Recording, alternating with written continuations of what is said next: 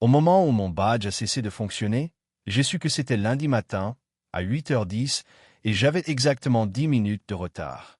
Quelque chose qui n'était jamais arrivé auparavant. Le scanner à l'entrée des employés clignotait en rouge et non en vert. Encore une fois, rouge.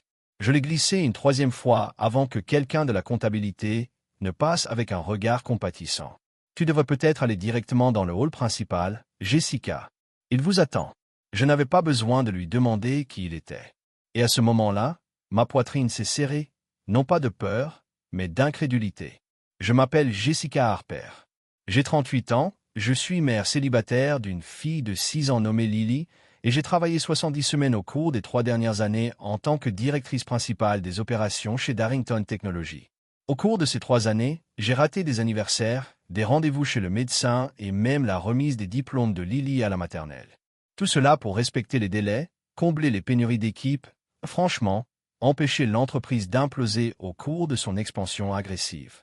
Mais apparemment, rien de tout cela n'avait d'importance. Jessica, mon patron, Craig Whitmore, m'a appelé dès que je suis entré dans le hall. Il n'a pas offert un sourire. Sa voix traversa la pièce comme une lame. Plusieurs membres de l'équipe se trouvaient à proximité, planant maladroitement, sentant que quelque chose n'allait pas, mais n'osant pas intervenir. Je dois te parler maintenant. Je l'ai suivi à travers les portes vitrées de la salle de conférence principale. Non. Comment va votre fille? Pas même un regard inquiet. Juste le clic des chaussures cirées sur le carrelage et le bruit sourd de la porte qui se ferme derrière nous. Il se tourna, les bras croisés, les yeux perçants. Vous étiez en retard de 10 minutes. Je sais. Je suis vraiment désolé. Lily a fait un pic de fièvre la nuit dernière. J'ai appelé 2 fois l'infirmière de garde et je n'ai pas dormi. Je suis arrivé aussi vite que possible. Craig n'a même pas scié. Voilà donc l'excuse. Je m'arrêtais, confus. Excusez Craig. Je n'ai jamais été en retard. Il a levé la main pour me couper la parole comme si j'étais un employé qu'il tolérait à peine. Je ne veux pas l'entendre. Votre fidélité est clairement ailleurs. Nous ne pouvons pas avoir des gens ici qui pensent que les problèmes personnels sont un laissez-passer gratuit pour enfreindre le protocole. J'ai cligné des yeux. J'ai travaillé 70 semaines depuis 2020. Je n'ai pas utilisé un seul jour de maladie. Je n'ai même pas pris de vacances complètes depuis que j'ai commencé. Et le mois dernier, lorsque le système de la succursale d'Atlanta est tombé en panne, je suis resté au bureau pendant 36 heures d'affilée. Et maintenant tu es en retard? L'interrompit-il, sa voix froide et contrôlée. Et tu rends ça émotif, ce qui me dit exactement ce que j'ai besoin de savoir. Il fouilla dans sa poche et en sortit un désactivateur de badge à distance. Je l'avais déjà vu une fois, utilisé uniquement dans les terminaisons élevées. Avec un clic et un clignotement de lumière rouge, il m'a regardé directement dans les yeux et a dit « Votre badge a été désactivé. La sécurité vous escortera. » La pièce était silencieuse. Je n'ai pas pleuré. Je n'ai pas crié. Je n'ai même pas bronché. J'ai juste regardé l'homme pour qui j'avais sacrifié 3 ans de ma vie. L'homme qui m'avait félicité d'avoir sauvé des contrats d'1 million de dollars. L'homme qui a utilisé mon nom lors des réunions trimestrielles comme un excellent exemple de dévouement. J'ai redressé ma posture, j'ai hoché la tête une fois et j'ai dit « Compris ». Il avait l'air déçu, comme s'il s'attendait à ce que je provoque une scène, comme si le drame justifiait l'humiliation publique qu'il venait d'orchestrer. Au lieu de cela, je suis sorti calmement, devant mes collègues, devant la réception, devant l'étage où j'avais passé d'innombrables nuits à appeler des clients et à gérer des crises. Je n'ai croisé personne dans les yeux, mais je pouvais sentir le silence dans chaque pièce que je traversais. Serré, suffocant, rempli d'incrédulité. La sécurité m'a suivi jusqu'à mon bureau alors que j'emballais une photo encadrée de Lily, 2 cahiers et un cactus à moitié mort que j'avais réussi à garder en vie plus longtemps que je ne l'avais été dans l'entreprise. Personne ne dit un mot, mais quelques yeux brillèrent. Quelques personnes savaient qu'il ne s'agissait pas seulement d'un scan tardif de badge. C'était personnel. Craig attendait une opportunité comme celle-ci, et je la lui avais offerte, grâce à un enfant malade et à un retard de 10 minutes. En sortant du bâtiment, le vent du printemps m'a mordu les joues et j'ai senti la honte s'installer, non pas d'avoir été renvoyé, mais de la rapidité avec laquelle j'ai été rejeté. 3 ans de fidélité effacés en une seule matinée. À la maison, Lily était recroquevillée sur le canapé sous une couverture, regardant des dessins animés. Ses joues étaient rouges, mais sa fièvre avait légèrement baissé. Je me suis assis à côté d'elle, Je l'ai embrassée sur le front et j'ai souri. « Tu rentres tôt ?» marmonna-t-elle. « Ouais, dis-je doucement. Je peux passer plus de temps avec toi aujourd'hui. » Mais alors que j'étais assis là à regarder la photo depuis mon bureau, maintenant sur la table basse, mon téléphone a sonné. Un aperçu du message a illuminé l'écran d'Eric Dalton, vice-président de la logistique mondiale chez Devon Incorporated. Objet, urgent. Pouvez-vous parler aujourd'hui? J'ai regardé l'écran, le pouls augmentant. Craig n'avait aucune idée de ce qui allait arriver. J'ai regardé le message d'Eric Dalton pendant quelques longues secondes, les mots se brouillant sur l'écran. Urgent. Pouvez-vous parler aujourd'hui? La dernière fois que j'ai parlé à Eric, c'était il y a plus d'un an, lors d'un projet logistique commun entre Darrington Technologies et Devon, ENC. Il avait été impressionné par ma capacité à nettoyer un désordre dans la chaîne d'approvisionnement qui menaçait un accord de 4,2 millions de dollars. À l'époque, il m'appelait le calme dans une tempête de catégorie 5. Nous étions restés en contact lâche. Un message LinkedIn ici, un clin d'œil de conférence là. Rien de personnel, rien de profond, mais maintenant il me contactait avec urgence dans la ligne d'objet le jour exact où j'ai été viré. Ce n'était pas une coïncidence. Toujours au travail, je suis entré dans la cuisine et je me suis versé un verre d'eau, essayant de calmer mes pensées. L'image du visage suffisant de Craig me traversa à nouveau l'esprit. Le clic de ce badge de télécommande, le silence dans le bureau alors que je sortais. Ce n'était pas seulement un licenciement. C'était une exécution. Rapide, froid et très public. J'ai pris mon téléphone et j'ai composé. Jessica, Eric a répondu à la première sonnerie. Sa voix était aiguë, professionnelle, mais pas méchante. C'est maintenant le bon moment. C'est vrai, répondis-je. Ma voix est plus basse que prévu. Comment puis-je t'aider? J'ai entendu ce qui s'est passé ce matin. Bien sûr, il l'avait fait. La nouvelle a toujours circulé vite dans cette industrie, surtout lorsqu'un des managers les plus performants de la division Ouest est licencié comme un risque pour la sécurité. Je suis désolé que ça se soit passé comme ça, a-t-il poursuivi, mais je ne vais pas mentir. Cela a placé un sujet dont nous avions discuté en interne à Devon Ridge en tête de notre ordre du jour. J'ai cligné des yeux. Intérieurement, nous suivons votre travail depuis un moment, Jessica. Vous avez construit la branche opérationnelle de Darrington d'un système de feuilles de calcul scotché à un modèle logistique entièrement intégré basé sur les données en moins de 2 ans. Vous avez transformé leur division de la côte en 2021. Et vous êtes la seule raison pour laquelle Atlanta Recovery n'a pas fait s'effondrer tout le couloir sud l'automne dernier. J'ai avalé difficilement. J'avais toujours su que je faisais du bon travail, mais l'entendre énumérer ainsi, comme des preuves dans une salle d'audience, a touché quelque chose de profond. Nous avions prévu de vous contacter plus tard ce trimestre, mais maintenant que vous êtes libre, nous aimerions accélérer les choses. Mon cerveau bourdonnait de 1000 pensées, mais je suis resté calme. J'apprécie cela, vraiment, mais j'aurai besoin d'un jour ou deux pour tout traiter, notre gain. Et je ne dis pas seulement cela. J'ai l'approbation du conseil d'administration et le budget en place. Après avoir raccroché, je suis resté assis en silence pendant un moment, le verre d'eau toujours plein devant moi. Il ne s'agissait pas seulement de ce que le licenciement avait révélé, je repensais à ma première année à Darrington, alors que j'avais seulement 3 ans. Sur pourquoi papa ne revenait plus à la maison. J'avais accepté le poste par souci de stabilité, je me suis dit que c'était juste un tremplin. Mais lorsque Craig m'a promu après seulement 7 mois et a commencé à m'appeler son fixateur incontournable, je me suis penché. J'ai donné plus. Je suis resté tard. J'ai dit oui à tout. Je me souviens de l'hiver 2021. Lily a attrapé le VRS et j'ai travaillé à distance depuis la chambre d'hôpital pendant qu'elle était sous oxygène. Craig m'a appelé 3 fois cette nuit-là, non pas pour lui demander comment elle allait, mais pour obtenir des mises à jour sur un retard d'expédition depuis notre entrepôt de Dallas. Je lui ai donné les mises à jour. Je n'ai pas repoussé. Je pensais que la fidélité serait récompensée. L'année dernière, lorsque notre service a atteint son niveau d'efficacité le plus élevé de l'histoire de l'entreprise, je suis resté éveillé jusqu'à minuit pour préparer la présentation qu'il a utilisée pour impressionner le conseil d'administration. Il n'a même pas inclus mon nom. Mais je me suis dit que ça n'avait pas d'importance. Un jour, ça sera payant. Je n'arrêtais pas de répéter jusqu'à ce que 10 minutes d'être humain, d'être mère ait effacé 3 ans d'être une machine. Ce soir-là, alors que Lily dormait profondément dans sa chambre, je me suis assis à mon bureau et j'ai ouvert mon ordinateur portable. Je n'ai pas ouvert les sites d'emploi. Je n'ai pas mis à jour mon CV. Au lieu de cela, j'ai écrit une liste.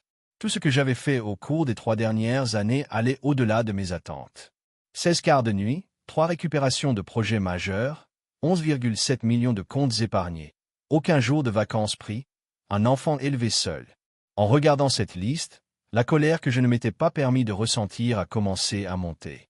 Craig m'avait qualifié de déloyal. Mais j'avais été fidèle jusqu'à un défaut. Et il avait sous-estimé quelque chose de bien plus dangereux que la vengeance. Une femme qui n'a rien à perdre et l'est reçue pour le prouver. Mon téléphone a encore sonné. Un message de Thomas, notre analyste senior. Il agit comme si tu étais un stagiaire jetable. Les gens sont furieux. Quelque chose me dit que ce n'est pas fini. Il avait raison. Ce n'était pas le cas. Et une semaine plus tard, Craig Whitmore se retrouvait destinataire d'un appel téléphonique qui allait tout démêler. Mardi, les retombées avaient commencé. Cela a commencé par des chuchotements, puis des SMS, puis des appels qui se sont succédés rapidement d'anciens collègues. Je n'ai pas répondu à la plupart d'entre eux. Non pas parce que je m'en fichais, mais parce que je n'étais pas prêt à en parler. Pas encore. J'avais besoin d'espace. Ne pas pleurer la perte de son emploi. Je ne déplorais pas l'approbation de Craig, ni les longues heures de travail, ni les éloges vides de sens. Je pleurais mon propre silence. Les fois où j'aurais dû parler et je ne l'ai pas fait. Les fois où j'ai laissé son amour dur passer pour un leadership. Les moments où j'ai pensé qu'être nécessaire signifiait que j'étais valorisé. Mais les gens avec qui j'avais travaillé, ceux qui m'avaient vu diriger ce département semaine après semaine, ne restaient pas silencieux. Thomas fut le premier à rappeler. J'ai répondu cette fois. Et dis-je en m'installant sur le canapé de mon salon. Lee faisait une sieste, enfin sans fièvre. La maison était calme pour la première fois depuis des jours. Vous devriez savoir ce qui se passe, dit-il immédiatement. Il y a eu une réunion ce matin. Craig a imputé votre licenciement, comprenez ceci, à vos retards répétés et à votre insubordination. Il a dit que vous aviez été prévenu à plusieurs reprises. Je me suis redressé. C'est un mensonge. Je sais. Tout le monde dans cette pièce le savait. Vous n'avez jamais été en retard auparavant. Les RH avaient l'air abasourdis. Quelqu'un a demandé à voir la documentation et Craig a dit que c'était confidentiel. L'énergie était bizarre. Quelques-uns d'entre nous ont regardé autour de nous en disant « Laissons-nous vraiment cela arriver ?» Il a soupiré. Certains le sont, mais pas ceux qui ont travaillé le plus étroitement avec vous. Michel avait l'air de vouloir lancer quelque chose. Et les jeunes employés ont peur. S'ils peuvent vous licencier comme ça, qu'est-ce que cela dit sur le reste d'entre nous? C'était le cœur de l'affaire. Mon licenciement n'était pas seulement injuste. C'était un coup de semonce. J'ai remercié Thomas et raccroché. Mes pensées s'emballaient. Craig n'essayait pas seulement de m'effacer. Il réécrivait l'histoire. Contrôler le récit. Avant que quelqu'un ne puisse, avant que je ne sois pas intéressé par un combat. Concentré à 11 heures exactement, Eric est apparu à l'écran avec 2 autres personnes, Maya Jensen, responsable des ressources humaines de Devon Ridge, et Léo Campos, responsable des opérations stratégiques. Tous les noms que j'ai reconnus, tous les décideurs. Jessica, dit chaleureusement Maya. Merci d'avoir pris le temps. Je suis reconnaissant pour cette opportunité. Eric est allé droit au but. Nous aimerions vous offrir un poste formel de directeur de la logistique stratégique. Vous dirigerez des équipes interservices et dirigerez notre déploiement national d'optimisation à partir du trimestre prochain. Je clignais des yeux, les mots frappant plus vite que je ne pouvais les absorber. Le salaire est compétitif, a poursuivi Maya. Mais plus important encore, nous nous engageons à garantir un équilibre entre vie professionnelle et vie privée. Votre horaire serait flexible, à distance en cas de besoin. Nous comprenons que votre rôle de parent fait partie de qui vous êtes et n'est pas un obstacle. C'est à ce moment-là que c'est arrivé. Les larmes montèrent aux yeux, inattendues et incontrôlables. Je me suis détourné un instant de la caméra, gêné. « Je suis désolé », murmurai-je en tamponnant rapidement avec le mouchoir. C'est juste que c'est la première fois qu'on me dit ça, qu'être maman n'était pas un problème. Le sourire de Maya s'adoucit. Ce n'est pas le cas. Cela n'aurait jamais dû l'être. J'ai accepté l'offre sur le champ. Pas par vengeance, pas pour prouver quelque chose, mais parce que pour la première fois depuis des années, je me sentais comme une personne, pas seulement comme une machine avec un titre. Cet après-midi-là, les rumeurs sur Darrington ont commencé à faire boule de neige. Un message de Michel est apparu. Je viens de découvrir que Craig essaie de bloquer une vérification de référence à votre sujet. Les RH ne sont pas contents. Un autre d'un stagiaire que j'avais encadré. Votre bureau est toujours vide, comme s'il ne savait pas quoi faire sans vous. Et puis ceci de Thomas. Eric Dalton a appelé le bureau aujourd'hui. J'ai demandé Craig. Apparemment, il a dit que c'était urgent. Ce message a fait l'effet d'un coup de tonnerre. La parfaite couverture médiatique de Craig, sa fausse histoire sur mon insubordination, était sur le point de se heurter à quelque chose de plus fort que le déni. Un client puissant, une entreprise dotée d'un effet de levier, une réputation qu'il ne pouvait pas faire taire.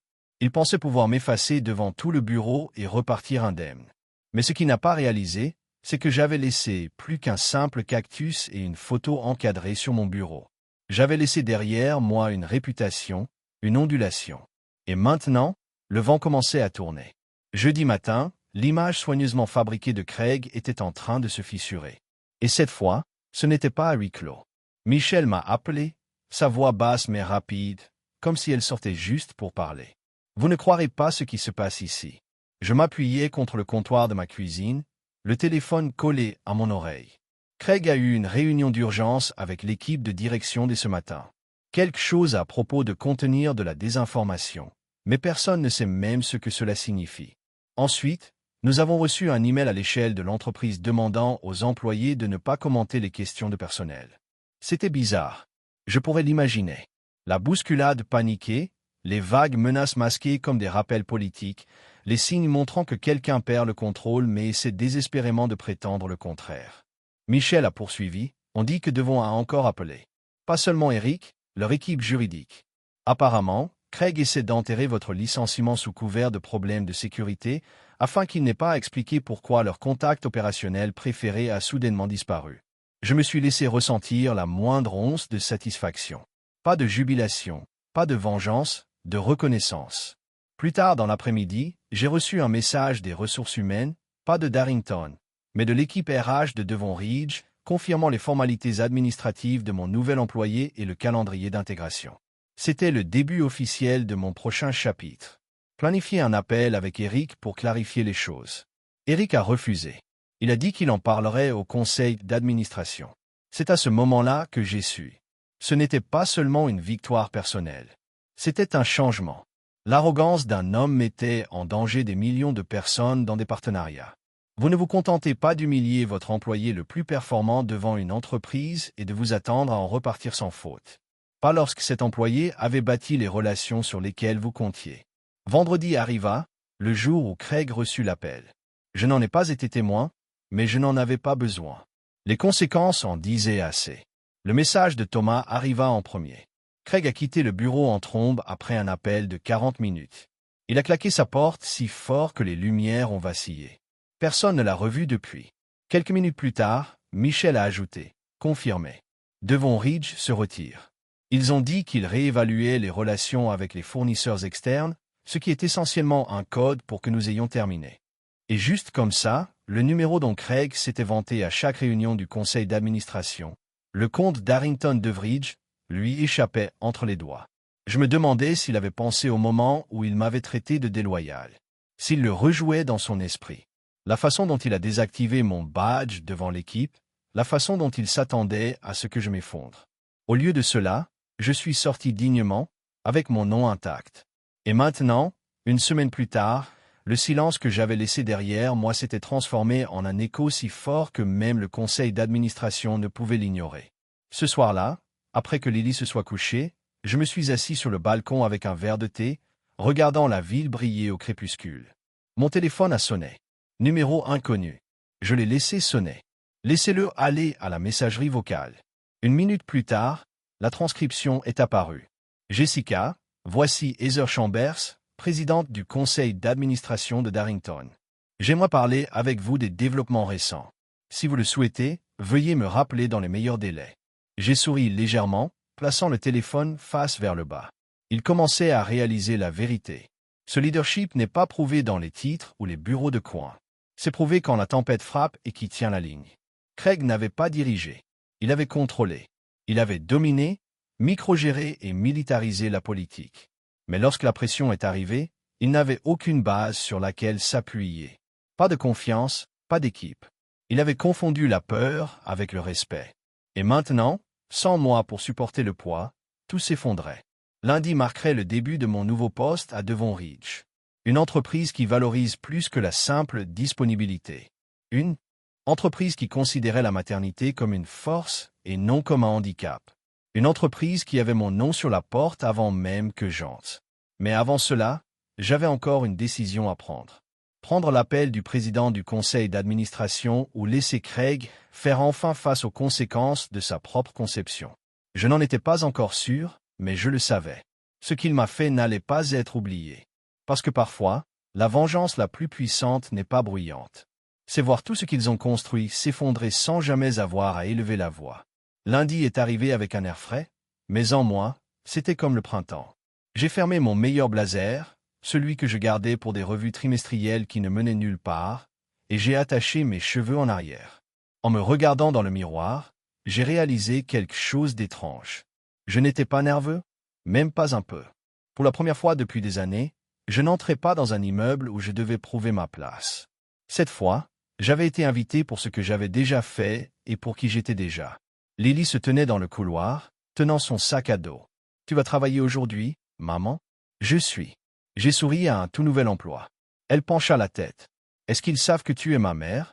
Je me suis agenouillé et je l'ai regardé dans les yeux. « Oui, et ils pensent que c'est l'un des meilleurs aspects de moi. » Elle sourit. C'était suffisant. Les bureaux de Devon Ridge n'avaient rien à voir avec les cubes gris et l'éclairage tamisé de Darrington. Ici, les murs de verre laissent entrer la lumière du soleil. L'énergie était vive mais collaborative. Les gens se déplaçaient avec détermination mais sans panique.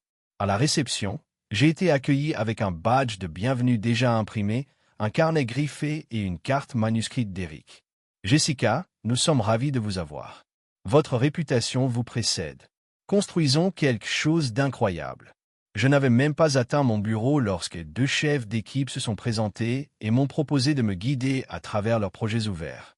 Pas de attitude défensive, pas d'ego, juste des professionnels désireux de collaborer. À 10 heures, j'ai rejoint ma première réunion stratégique de direction. Je n'étais plus assis en silence au dernier rang. J'étais à table. Maya, la responsable des ressources humaines, m'a fait un signe de tête avant de parler. « Jessica, j'aimerais entendre vos pensées. » J'ai ouvert mes notes calmement. Des années de préparation s'écoulent désormais comme une seconde nature. J'ai présenté un modèle d'évaluation des risques que j'avais construit au cours du week-end pour aider Devon Ridge à rationaliser les évaluations des fournisseurs. Quelque chose qui avait mis des mois à Darrington avant même de commencer à l'aborder. Quand j'ai fini, la pièce est restée silencieuse pendant un demi-temps. Puis vinrent des hochements de tête, puis des questions, réelles, réfléchies, puis Eric se pencha en arrière et sourit. « Exactement pourquoi nous vous avons embauché ?» Je ne retenais plus mon souffle. Pendant ce temps, à Darrington, le silence que j'avais laissé derrière moi s'était transformé en bruit. Michel m'a envoyé un message pendant le déjeuner. 3 démissions ce matin, une aux achats, une à la logistique, une à l'informatique. Tous ont dit la même chose lors de leurs entretiens de sortie. Jessica était la raison pour laquelle je suis resté si longtemps. Et puis la porte du bureau de Craig est toujours fermée. Personne ne l'a vue depuis vendredi après-midi. La rumeur veut que le conseil d'administration réexamine certaines décisions. Quoi que cela signifie. Je n'ai pas répondu. Il n'y avait rien à dire. L'avalanche avait déjà commencé. Ce soir-là, Lily et moi étions assis à la table de la cuisine en train de manger des spaghettis, un dîner simple et tranquille. Elle m'a parlé d'un livre qu'elle lisait en classe. Je lui ai parlé d'une grande table dans une grande pièce où tout le monde écoutait quand je parlais. Elle a mâché ses pâtes, puis a demandé. « C'est vous le patron maintenant ?» J'ai ri. Quelque chose comme ça. « Mais tu es toujours ma mère, n'est-ce pas ?» Je me suis penché par-dessus la table et je l'ai embrassée sur le front. Toujours. Et à ce moment-là, j'ai réalisé quelque chose de puissant. Toutes ces années que j'ai passées à essayer de prouver que je pouvais être une employée parfaite même si je suis mère. J'avais raté le point. Ma force ne résidait pas dans les assiettes qui tournaient. Il s'agissait de savoir lesquelles comptaient le plus. Plus tard dans la nuit, je me suis assis sur le canapé avec mon ordinateur portable pour examiner les fichiers d'intégration de ma nouvelle équipe. Je venais de fermer mon écran lorsque mon téléphone a de nouveau sonné. Une transcription de la messagerie vocale est apparue. « Jessica, voici Heather Chambers. Je comprends que tu es maintenant avec Devon. Je respecte votre décision, mais j'apprécierais quand même 10 minutes de votre temps. Il y a des préoccupations persistantes à Darrington dont je pense que vous devriez être conscient. Je l'ai relu 2 fois, donc il savait, et il commençait à en tenir compte. Craig n'avait pas seulement fait une mauvaise décision. Il avait révélé la pourriture sous la surface, les fissures dans leur culture, le mythe de la loyauté qui ne coulait que dans un sens. Maintenant, il voulait un aperçu, peut-être même l'absolution. Mais la vérité était que j'étais déjà passé à autre chose. Je ne cherchais pas d'excuses. Parce qu'on ne s'élève pas en s'accrochant aux gens qui vous ont entraîné vers le bas. Vous vous levez en entrant dans des pièces où vous n'avez pas à vous excuser de votre existence. C'était mercredi après-midi lorsque la dernière pièce s'est mise en place. L'examen trimestriel des opérations de Devon battait son plein. Je venais de finir de présenter un changement de stratégie qui réduirait les coûts des fournisseurs tiers de 17%. Et l'équipe de direction discutait déjà de la manière de faire évoluer le modèle. C'était le genre de réunion où les idées coulaient comme de l'eau, où personne ne se souciait de savoir qui parlait en premier, seulement de ce qui était dit. Après la réunion, Eric m'a pris à part. « Je voulais juste que tu saches, dit-il avec désinvolture. Nous avons officiellement mis fin au contrat de vente avec Darrington. Le service juridique a envoyé l'avis ce matin. J'ai ressenti un pincement au cœur, non pas parce que cela s'était produit, mais parce que c'était si calme. Pas de dernier mot dramatique, pas de déclaration publique. Juste une signature, un horodatage et un changement d'activité. Ils ont fini? J'ai demandé, il a hoché la tête. Nous transférons tout en interne ou dans des entreprises plus petites. Nous aurons toujours besoin d'un coordinateur de transition pour gérer la scission. Nous aimerions que ce soit vous. C'était un moment plein de symétrie. Il y a une semaine, Craig m'avait viré devant mes pairs, mon badge désactivé et ma dignité retirée. Et maintenant, c'était moi qui supervisais la suppression du même compte sur lequel il pensait que je n'avais aucun droit. Justice poétique, je suppose. Mais je ne me suis pas réjoui. Je n'ai même pas souri. J'ai juste hoché la tête calmement et clairement. Bien sûr, je m'en occupe car je n'étais pas là pour régler des comptes. J'étais là pour diriger. Cette nuit-là, j'ai finalement rappelé Heather Chambers. Elle répondit rapidement, d'une voix coupée mais posée. « Jessica, merci d'avoir répondu à mon message. »« Bien sûr, je serai direct, a-t-elle déclaré. Nous avons examiné les circonstances entourant votre licenciement. Il est devenu clair qu'il y avait de sérieux problèmes de procédure et des préjugés personnels. Je n'ai pas parlé. Je l'ai laissé continuer. Nous ignorions l'ampleur de vos contributions jusqu'à ce que nous commencions à auditer les comptes que vous gériez. Il semble que votre départ ait considérablement déstabilisé à la fois la confiance des clients et le moral interne. Et voilà, l'aveu. Pas tout à fait des excuses, mais presque. » Elle s'éclaircit la gorge. Craig Whitmore a été mis en congé administratif dans l'attente d'une enquête. Une autre pause. Nous aimerions vous offrir officiellement une réintégration chez Darrington au niveau de la direction, une autonomie totale, une rémunération considérablement révisée et une reconnaissance publique de vos réalisations. Mes doigts se resserrèrent légèrement autour du téléphone.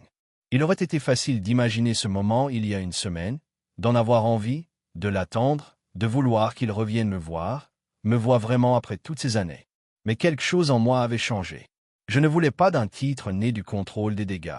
Je ne voulais pas de leur validation maintenant que cela leur coûtait quelque chose. J'apprécie l'offre, dis-je calmement. Mais j'ai déjà accepté un poste ailleurs. Heather n'a pas poussé. Puis-je demander où? Je pense que tu le sais déjà. Une autre pause. Celui-ci est plus long. Alors je le fais. Il n'y avait aucune amertume dans sa voix. Seulement une compréhension tranquille. Je te souhaite bonne chance, Jessica, dit-elle. Merci. J'espère que Darrington en tirera des leçons. Je crois que nous le ferons. Nous avons mis fin à l'appel dans des conditions polies et professionnelles. Pas de bordure, pas de ressentiment persistant, juste une clôture. Le lendemain matin, je me tenais devant mon équipe de Devon pour animer un atelier sur les transitions de gestion de compte. L'une des plus jeunes analystes, Ava, est restée sur place par la suite. Je voulais juste te dire merci. Elle a dit, il est rare de voir quelqu'un comme vous. Quelqu'un qui fait bien son travail et qui fait de la place pour le reste d'entre nous. J'ai souri. Vous n'avez pas à choisir entre être fort et être gentil. C'est quelque chose que j'ai appris à mes dépens. Elle hocha la tête pensivement avant de quitter la pièce. Pendant que je préparais mes notes, j'ai regardé les grandes fenêtres qui encadraient l'horizon. Pour la première fois depuis des années, je ne regardais pas dehors, me demandant si ma place était ailleurs. J'étais déjà là. Plus tard dans la semaine, j'ai reçu un colis. Aucun expéditeur répertorié. À l'intérieur se trouvait une petite boîte carrée. Je l'ai ouvert pour trouver mon ancienne photo de bureau, celle de Lily et moi, parfaitement intacte. Au dos se trouvait une note manuscrite sur le papier à lettres de l'entreprise. Pour ce que ça vaut, tu n'as jamais été invisible. Nous n'avons tout simplement pas eu votre courage. Merci de nous avoir montré comment sortir la tête haute. Monsieur, je n'avais pas besoin de deviner qui était monsieur. J'ai placé la photo sur mon nouveau bureau à Devon Ridge, non pas pour me rappeler où j'étais, mais ce que j'avais surmonté. On dit que la vengeance est mieux servie froide. Mais je n'y crois plus. Car la meilleure vengeance, ce n'est pas le silence. Ce n'est pas une réussite. Ce n'est même pas de la justice. Cela devient la version de vous-même que vous n'avez jamais eu le droit d'être et que vous ne regardez jamais en arrière.